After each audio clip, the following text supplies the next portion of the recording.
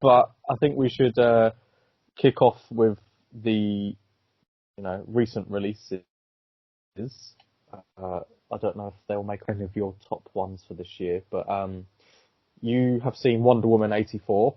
Uh-huh. I don't think you discussed it last time. No. So, I mean, I will watch it eventually, but I am not super bothered. So if you want to go into detail, give us your thoughts on Wonder Woman 1984.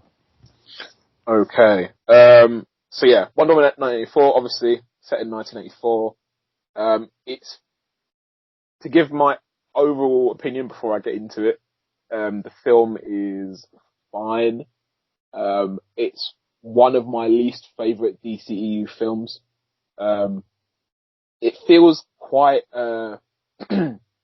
childish, not childish, but just like not serious, if that makes sense. Not so like, but it's not immature. But it's just not a serious film in comparison to like obviously Wonder Woman, the first film, where it was about World War One and stuff like that. This one is more about just like what's the word? Like it's more, probably quite like love, quite romanticized, and it's about like not cheating in life, I guess. Which I suppose is, like the message behind it, I suppose, is good, but just the way it was portrayed, I felt it was a bit cheesy, a bit corny, and just a bit like not serious. So yeah, I think for me, I probably would have given it like maybe a 6 out of 10, 5, 6 out of 10. And yeah, it's one that I probably won't rewatch anytime soon, and I have no desire to watch anytime soon. Okay. So like, there's cool elements in it, and I think if you are a Wonder Woman fan, like you read comics or you've been like researching her and you watch the cartoons and whatnot, I think there are certain aspects of this that you'll like. So like for example, spoilers incoming for anyone who doesn't want to listen.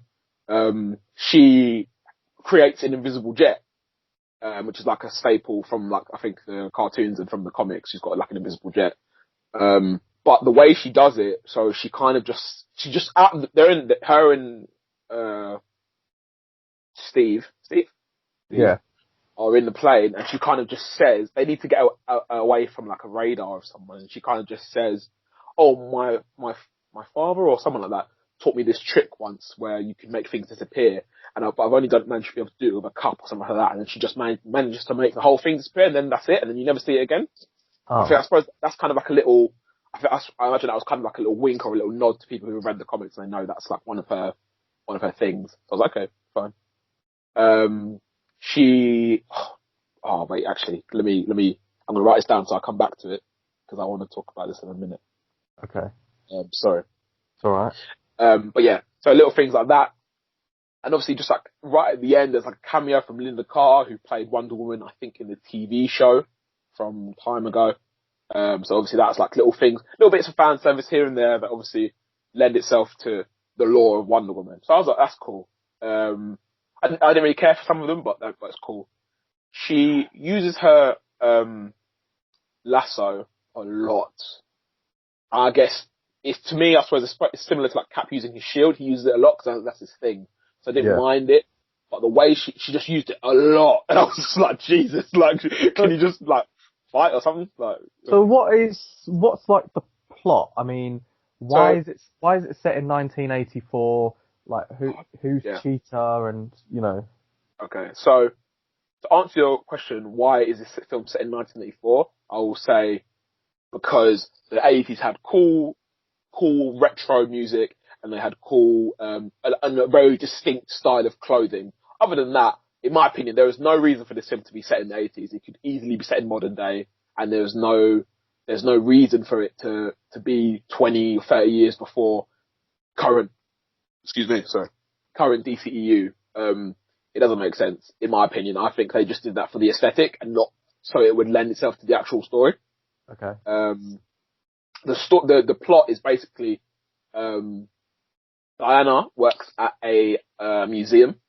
She's basically like an archaeologist. She studies artifacts and stuff like that. This woman, Kristen Wiig's character, can't remember her name, apologies. She's very she comes in, she's very awkward and very when a woman has glasses, in in a traditional film, if a woman has glasses, automatically, yeah, she's ugly.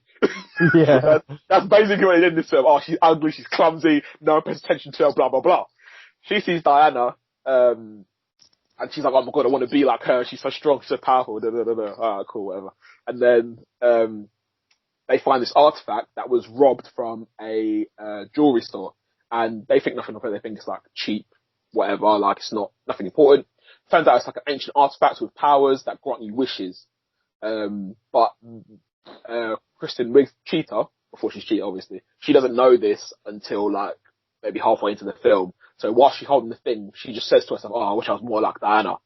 She wakes up the next day. She doesn't need her glasses anymore. She takes those off. She can wear high heels, and everybody starts noticing her, saying how beautiful she is. Yeah. Da, da, da, da. She's got powers. She's got super strength. Blah blah blah blah. Then on the other side of that, you've got Pedro Pascal's character. Can't remember his name either, if I'm being honest, so apologies for that. He's like, hang on.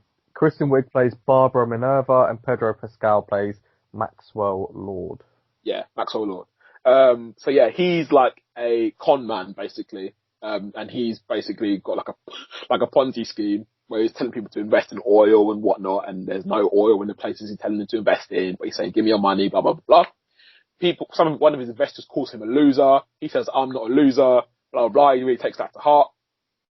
And, we find out that he's been researching about this ancient artifact for wishes, and basically he seduces, Barbara into getting off her, and then he wishes to become the stone, basically. So he can then grant wishes, but the way he does it is people have to say to him, I wish X, Y, Z. And then whatever wish it is, it will be fulfilled. But, with this stone, it's the kind of thing where like, when you wish for something, it takes away something else, but you don't know what it's going to take. So when Wonder Woman did it, before Maxwell Lord got it, she just had the thing, and I think she didn't actually say it, but in her mind, you know, when you kind of hear like music, you can just tell she's thinking of something. So basically, I think she wished for Steve to come back into her life, which he does, and I have a problem with because somebody just pointed this out to me. So Wonder Woman wishes for Steve to come back into her life. Steve Trevor comes back. He comes back in the form of a different man. So to everyone else, this random man looks like Tom, Dick, and Harry. But when Wonder Woman looks at him, she sees Steve, and it's basically Steve's essence, Steve's soul, right? Right. They're together. For a fair point in the film, they have sex. They do this. They do that. Cool. But then someone said to me, and someone tweeted this, and I was thinking, like, actually, you're making a bit of sense here. So, in a world where we speak a lot about, you know, consent and stuff like that, right? This random man, who appears later in the film as himself, this random man has been taken over by Steve Trevor's body and is in a romantic relationship with Wonder Woman through no will of his own. And his body's been used for whatever. We don't know what sort of kinky shit they get up to. Do you know what I mean? And then like, there's no, and I was thinking, like, if you did that for a woman, would there not be like a thing where, like, you know, we'd be thinking about, did this woman consent to this? You know what I mean? I don't see why they couldn't have just brought Steve back as Steve. I don't know why they had to put him into someone else's body. They didn't really, it didn't really make sense to me. I thought that was a bit weird, and I feel like if the roles were reversed, people would see that as quite strange. Yeah, that seems to be a bit of a weird contrivance. Like, why, like you said, why couldn't he just come back? So does he have all his memories and... Yeah, all his memories, All his memories. And they know, like, obviously they know each other, they still love each other and stuff like that. So she's been super lonely for the past 70 years, I guess, I think. So obviously when he comes back into her life, she's proper, like, she's buzzing, obviously. Little do we know that the thing that the stone has taken away from her is her powers, so she starts to get weaker and weaker and weaker as the film goes on. So at one point she's fighting Cheetah, and Cheetah's fucking her up because Diana's like losing her powers, she can like bleed and shit.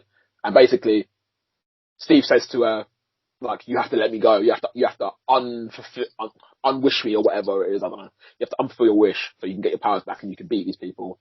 And obviously they go back and forth. She's like, I'm not going to do that, blah, blah, blah, blah, blah. And then they have a final kiss, then she unwishes it, starts getting her powers back, and she starts running, and I think you see this in the trailer, she's like running through the street, and she's proper going through it, like running pretty fast. Looks much better in the trailer than it does in the film. I was really disappointed by that. Yeah. So the Maxwell Lord is running around tricking people into, giving him, into wishing for stuff, but when he wishes for it, he will then say, okay, and in exchange, I'm going to take from you, blah, blah, blah, blah, and blah, blah, blah, blah. So I'm going to take all your money. I'm going to take all your company. He tricks the president into getting control of, some satellites and shit like that. So he uses the satellites to reach all these people around the world and, say, yeah, give me your wishes so then I can take all this stuff from you kind of thing. And then he does that. Jesus. And then he does that. And then, at this point, him and Cheetah are in cahoots because Cheetah doesn't want to unwish herself. She wants to stay as the person she is.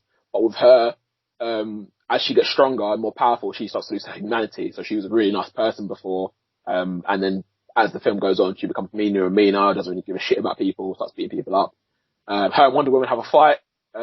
Wonder Woman has like this new armor that we see in the trailer. She fights him with that. Wonder Woman beats her eventually. And then we get to the final bit where basically Wonder Woman doesn't fight Maxwell Lord, because obviously he's not powerful or anything. She just does like a big old speech convincing everyone who's tuned into this broadcast to unfulfill their wish, because you shouldn't cheat at life. You know, you should get what you deserve, kind of thing. And like not take shortcuts, blah blah blah blah blah blah.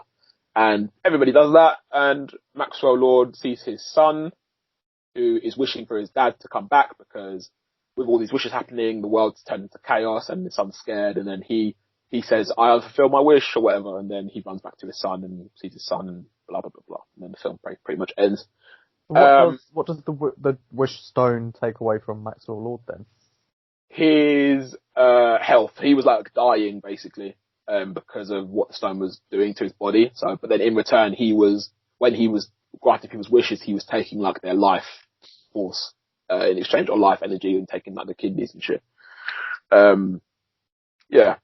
Sounds like it could quite easily be the plot for like Superman or something, you know, like the stone is kryptonite and it's draining his powers. That seems to be a common kind of plot point for really powerful superheroes. Like, how do you weaken them? Well, you just take their powers away, rather than putting someone up who can actually match them. Yeah, it's true. Yeah, you're right. But like that's the majority of the film. That's the film in a nutshell. And like I said, it's all right. I didn't really like that. This thing that Wonder Woman has with final acts, like I think the first two acts of the first Wonder Woman in 2017 are really good, and the third act is really bad. Same with this, like the first two acts are all right, and I think the third act is just rubbish. Like she fights Cheetah obviously, but like the way the film ended, so like Cheetah isn't Cheetah anymore. So the assumption is that villain's done and done. Like, and she's one of Wonder Woman's main villains, I think, in the comics and stuff. And she's done and dusted now. And like Maxwell Lord just didn't suffer any. You see that Maxwell Lord went through his life, kind of being like the underdog. And it's right at the end of the film, so you don't feel any sort of compassion for him. He's like the underdog. He's been his dad used to beat him, and people always thought of him as like a not worthy of this and this and this. So it was like a big thing to him to prove people wrong, basically, which he got desperate enough to use the stone to do that instead of, you know, trying to work for it off his own back. But they don't show that until like the last 10 minutes of the film, which I think was a stupid idea. This one's pretty long, isn't it? It's 2.5 hours. In fairness, to me, it didn't feel like 2.5 hours. So it was when they did the final fight, I was thinking, okay, we're going to see, there's going to be a little bit more, but it pretty much ended like after the final, her telling people to unwish whatever they wished for. So yeah, that's the good thing about it. I think the score is very good. I think Hans Zimmer did the score, and it doesn't feel like a 2.5 hour film, in my opinion. I think on the two bonuses of the film, I think it goes pretty quick. But in terms of how much I enjoyed it, I would say it's down there, to be fair, in terms of like the ones that I enjoyed. I'm generally higher on the DCEU films than most, I would say, being a Marvel fanboy that I am. Yeah. And yeah, there's just a few things like, so what I was going to write down. A few things that bugged me. So the way this film doesn't connect to, like, Patty Jenkins lied to us because she said, oh yeah, this film fits in more of Zack Snyder's vision, Zack Snyder's style of the original Justice League. Fuck off, it does. Like, this film does not connect to the wider DCEU in any way, shape or form. This is a standalone film. Like, if you want to put Wonder Woman in its own bracket and say it's, and like, if this is what we're doing with the DCEU now and say all these films are their own properties, they're not connected to wider stories, that's great, that's fine, you can do that, but don't lie and say, yeah, it's fits in with Zack Snyder's vision, because it doesn't. So like, in this fucking, in this thing, Wonder Woman can fly. Wonder Woman knows how to fly. And Wonder Woman does not fly in Batman vs Superman. And I was just like, well, that's just a complete and utter contradiction of the character we saw in the film 2016. Like, Yeah. And then, so that annoyed me. And then you've got the bit where, so like, there's one bit where, which could have been potentially really interesting, where Diana and Steve go to search about the stone, like where it comes from, and they talk about it coming from. Basically, they say every civilization that this stone has ended up in, that civilization has fallen and been destroyed, which is really cool, I think. And they don't really explore that too much. They say that the stone, I think, originated in Egypt, ancient Egypt. Black Adam came from Egypt. You could have linked the two of them together, just like a little nugget. Nah, nothing. And like, even if you just gave a little one sentence, you could have said a picture in the book of like a Black Adam sign or, I don't know, anything. And that would have been like really good to just connect. Let's just connect to the world a little bit. But nah, nothing there. And the world is, they make out in this film that, so like, they make a really big point in the beginning from that Wonder Woman, nobody knows that if Wonder Woman's actually a thing or not. She dashes out the cameras, and whenever she's like, if she's saving people, she'll make sure she's not seen, but on video. Obviously, everyone who's there sees her. She saves a whole mall full of people. So obviously, like, hundreds of people probably seen her, but whatever. And then the whole world has gone to shit at 3/4 into this film, right? But we see Bruce Wayne in 2016, Batman vs Superman, and no one fucking knows who Diana Prince is. I find that very, very hard to believe, given all the shit that takes place in this film. I find that so hard to believe.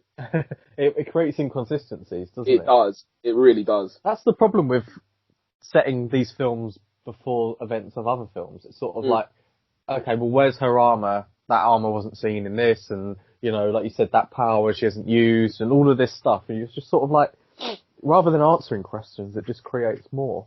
One thing which I wanted to ask, and I've seen it on Twitter, so I don't know whether it's someone's like wish or if this actually happened, but someone said that, does Bruce Wayne wish for his family back, or was that just an idea? No, but I said that would have been such a sick tie-in to the wider DCEU, and they don't give a shit about any of it. Oh, it's so annoying. It would have been such a good tie-in. That might make sense as to why it was set in 1984 then, couldn't it? Because I don't know how old Bruce was when his parents died, but you maybe like 11, so he could have been born in the 70s, which would mean that by the time he's Ben Affleck, he would be in his late 40s or, you know, early 50s. So that would make sense. And that would be so sick that, like, if Bruce wishes that his family are alive again, and somehow, you know, the kind of flip side of that is, you know, what it takes away from him is his money, or I don't know. But yeah, that would have been I'm gutted that's not actually true. I'm shocked that no one, well, maybe they did think of it, maybe they just thought it wasn't like a good idea, but I'm shocked that no one thought we can't just put, like, it could have been like even just 30 seconds, like a 30-second little scene, and that would have been, and we would have been like, oh yeah, that's proper, like, they would have got so much kudos if they did that. And it strikes me that Patty Jenkins, and I think Jeff Johns wrote this film as well, Patty Jenkins wants Wonder Woman to be contained in her own separate entity, which is cool.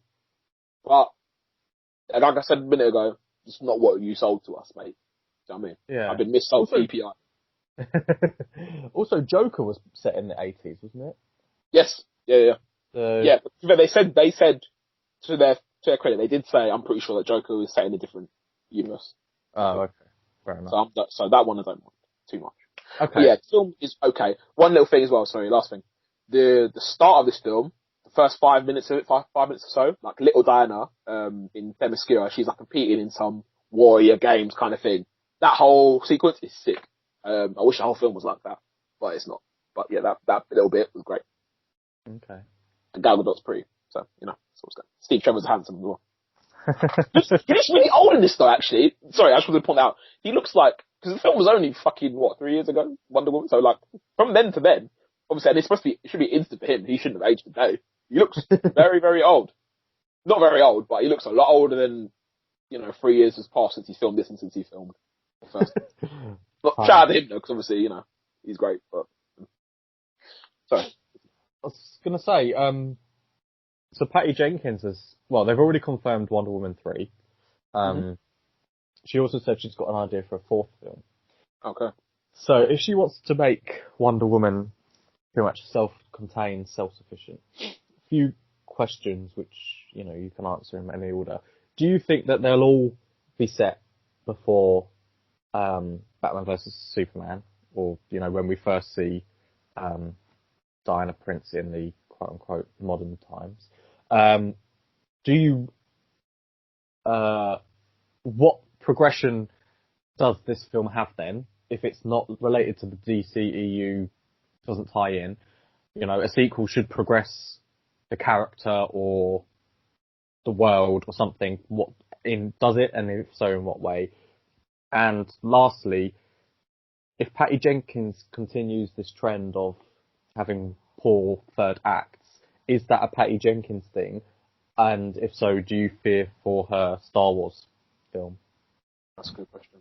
So the first question was, do I think all the films will be set before Batman v Superman? Yeah. I think that depends very heavily on what happens with Zack Snyder's Justice League. Like, I think if that turns out to be really good, and they're like, okay, the Snyderverse is back, then they're gonna set it after that, I think.